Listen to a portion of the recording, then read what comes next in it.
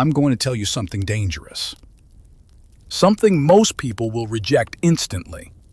Something that, if you truly understand it, will change the way you see the world forever. It's this: the greatest threat to humanity is not evil. It's stupidity. And no, I don't mean the kind of stupidity we poke fun at online. I'm not talking about someone who makes a clumsy mistake, forgets a name, or misunderstands a joke. I mean a deeper, darker, and far more dangerous form of stupidity. One that can destroy nations, empower tyrants, and turn otherwise good people into accomplices to unimaginable horrors, without them even realizing it. It's a kind of stupidity you will not recognize in yourself until it's too late. The German theologian Dietrich Bonhoeffer saw it up close, and what he discovered terrified him more than the very evil he was fighting: the moment of realization. In 1943, Bonhoeffer was imprisoned for his resistance to Adolf Hitler. He had risked everything, his freedom, his safety, his life, to oppose the Nazi regime.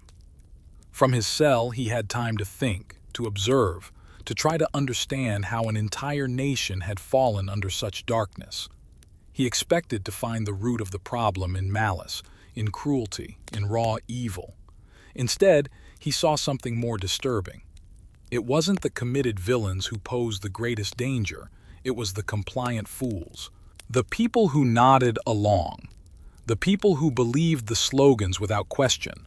The people who went along to get along. Bonhoeffer wrote, "Against stupidity we are defenseless. Neither protest nor force can touch it. Reasoning is no use. Facts that contradict personal prejudices can simply be disbelieved."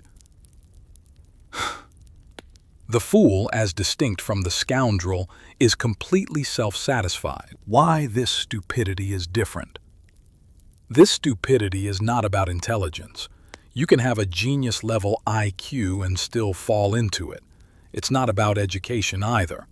You can have a wall of degrees and still surrender your mind.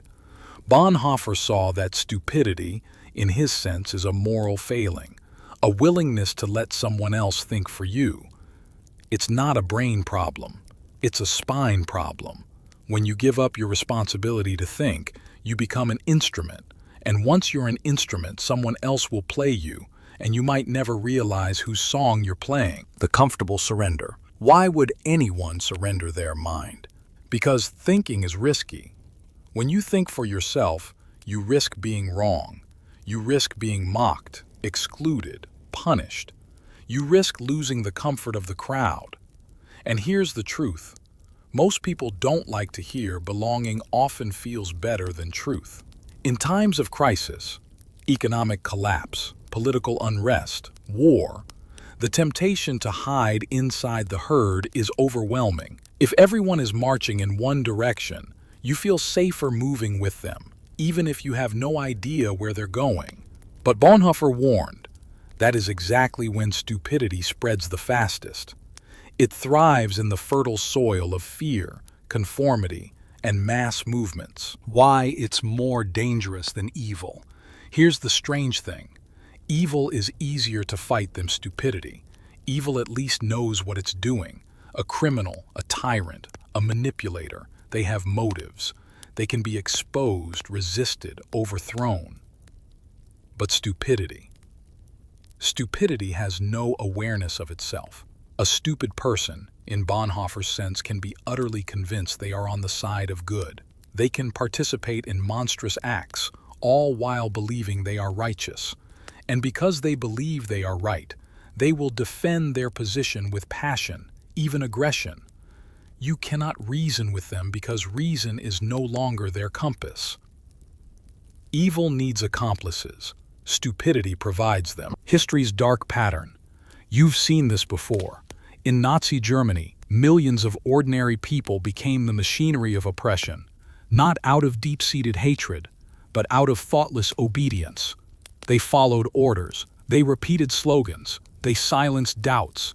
The same pattern appears in Stalin's purges, Mao's Cultural Revolution, the Rwandan genocide, and countless smaller, quieter tragedies in workplaces, schools, and communities around the world. In every case, evil didn't need to persuade everyone to be malicious. It just needed them to stop thinking for themselves. The slide into stupidity. This form of stupidity doesn't happen all at once. It creeps. It starts when we stop questioning the stories we're told. It deepens when we start valuing loyalty to the group over loyalty to the truth. And it solidifies when we defend those stories, not because we've examined them, but because we fear what will happen if we don't. Every time we repeat something just because it feels true, every time we avoid asking a question because it might make us unpopular, every time we let outrage replace curiosity, we take one step further down the slope, the cure we don't want. Bonhoeffer believed there was only one real antidote to this stupidity: moral courage. Not just intelligence, not just education, the courage to stand apart from the crowd, the courage to think in dangerous times, the courage to be disliked for refusing to surrender your mind. And here's the twist: most people don't want that cure, because the comfort of conformity is warm, and the burden of thinking is heavy. Looking in the mirror, it's tempting to imagine that stupidity is always out there, that we are the enlightened ones and it's the other side that's blind. Thoughtful, but that is exactly how stupidity hides. The truth is, every single one of us is capable of falling into it. The question isn't whether you are intelligent enough to resist, it's whether you are brave enough, because when the moment comes, and it will come, you will have to choose. Do I repeat what I've been told, or do I risk everything to ask if it's true? The final warning. Bonhoeffer was executed in April 1945. Just weeks before the Nazi regime collapsed. He never saw the end of the darkness he fought, but his warning survives. Upon closer observation, it becomes apparent that every strong upsurge of power in the public sphere, be it political or religious in nature, infects a large part of humankind with stupidity.